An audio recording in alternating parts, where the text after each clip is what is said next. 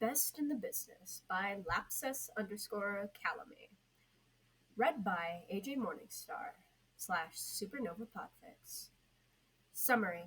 It's been months since Styles left Beacon Hills, and after working on learning to harness his spark, Styles decides he needs a little more practical training. Training from hunters. Winchester is the best in the business, they say, and to find him, all Styles has to do is find Bobby Singer. Piece of cake. Part 1.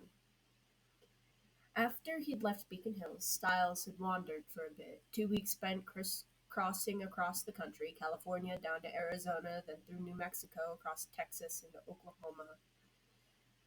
From there, he'd wound his way northward through Missouri, Illinois, across the top of Indiana before cutting through Ohio and Pennsylvania to travel up to New York, then New Hampshire and Vermont, and finally Maine.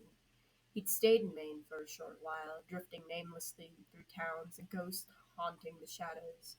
Then he'd gotten down to business, launched into learning to control his spark. Deaton had given him a contact. Sinead Dornall, descendant of a Scotland druidess who had, if the tales were to be believed, trained some of the greatest war mages of ancient times. She was more than happy to help him. So he left Maine for Massachusetts, Boston to be specific.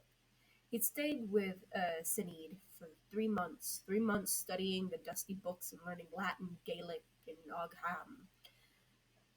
3 months practicing elegant and complicated hand movements, studying plants and animals. 3 months spent meditating to fan that tiny spark inside him until it was a steadily burning and tangible presence. 3 months spent learning to listen and understand the flux of the spark, to control its outbursts, to stifle them down or call them up. 3 months being educated on the Druid's code of ethics, learning the laws and bylaws. 3 months fending off offers of formal position. There were always packs looking for emissaries, apparently, but Styles wasn't interested in any pack beside his own.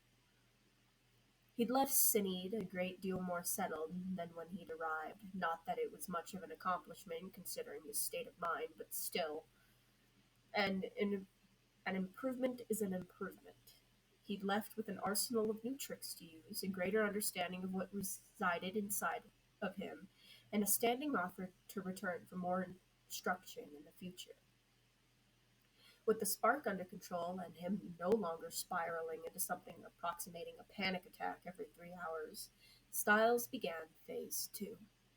He needed more practical training from hunters, but they needed to be the right hunters, not the Argents or anyone connected to them, too close to home. No psychotics, sanity was required, preferably a hunter who wasn't too involved in the hunting community. He wasn't too interested in being involved with people who would probably want to kill him and his friends if they had the opportunity and knowledge. Ideally, someone who favored the East Coast. Preferably someone who specialized in anything but werewolves. It took a bit of digging, but eventually, through a very long grapevine, Styles came across the name Bobby Singer. A bit more digging got him an unlisted phone number. Bobby wasn't perfect. He was too connected and had a great deal of history with werewolves, but he was also the best resource Styles had found thus far. So he set Bobby as a backup and dug deeper. When he first heard the name John Winchester, his spark sang, literally. No, it was figuratively, but Styles wasn't about to ignore the near tangible thrum in his chest, pulling him to John Winchester. Problem was, John was a hard man to find. But that was what made him perfect. By all accounts, John traveled a circuit from the East Coast to the Midwest, rarely the West Coast. Styles could work with that. Styles couldn't find much about the man's hunting preference, but his spark didn't care. John was it. He was a ghost, but Styles was determined. He called Bobby on a Tuesday. The man hung up on him in a few seconds, so of course he hit redial and waited patiently. He'd gone too subtle for the first call, obviously. Look, kid, I don't know who you are, and I don't care. Stop looking into this stuff. It ain't good for your health. Well, It's a good thing I'm not doing this for my health, isn't it, Mr. Singer? I'm not looking to get involved in this stuff. I'm already involved. And believe me when I say I understand how dangerous it is. I'm not looking for someone to save me. I'm looking for someone to teach me. Teach you? Hell, if the man didn't sound disbelievingly surprised. Well, there's only so much I can learn on my own, and from what I hear, you're one of the best in the business. Your library is legendary. Legendary. I can make this beneficial to both of us. You help me, I help you. What makes you think I need your help for anything? I'm sure there must be something I can do. I'm very adaptable. I'm sure you are, but the answer is still no. Bobby really needed to learn his manners because even Styles knew it was rude to hang up on someone twice in a row. Redial was a lovely thing. What's it gonna take to get you to stop calling? I thought it was obvious. Agree to help me. No, maybe I wasn't clear enough. I need your help. I don't want it. If I could do if I could, I'd do it all myself. I would. But I can't. I need you, and more importantly, I need your knowledge. And so help me God, I will track you down and camp out in front of your house singing obnoxious Christmas songs until you agree to help me. I could just shoot you when you arrive. Well, then, you would have murdered a human kid. Congratulations. I'll let you decide how well your conscience would deal with that.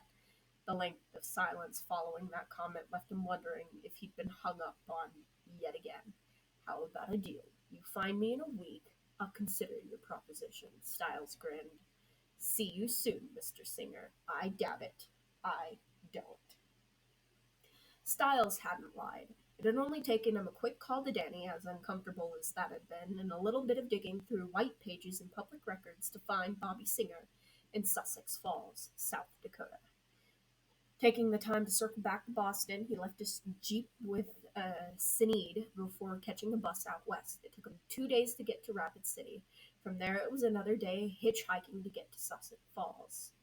All too simple after he arrived to ask the nice lady at the diner for directions to Singer's salvage yard.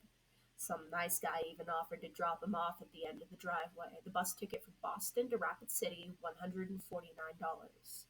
New socks to replace the ones soaked from walking in all the filthy slush, and a cup of coffee from the diner in Sussex Falls, $12.36. The look of surprise and grudging respect on the older man's face when Styles showed up in his junkyard, priceless. Well, I'll be damned, Bobby, or who Styles assumed must be Bobby, said, stepping out onto the porch and patting a frantically barking dog on the head. Don't tell me you're the kid, Styles grinned, hiking his duffel higher on his shoulder. I told you I'd see you soon. Bobby sighed heavily and readjusted his cap. He looked very small to what Styles had pictured, all rough edges and beard, and grease with a plaid shirt and a baseball cap. What's your name, kid? Styles, he said, walking up to the porch and holding out his hand. Just Styles. Bobby shook his hand firmly. Well, a deal's a deal. Come on in. We should talk.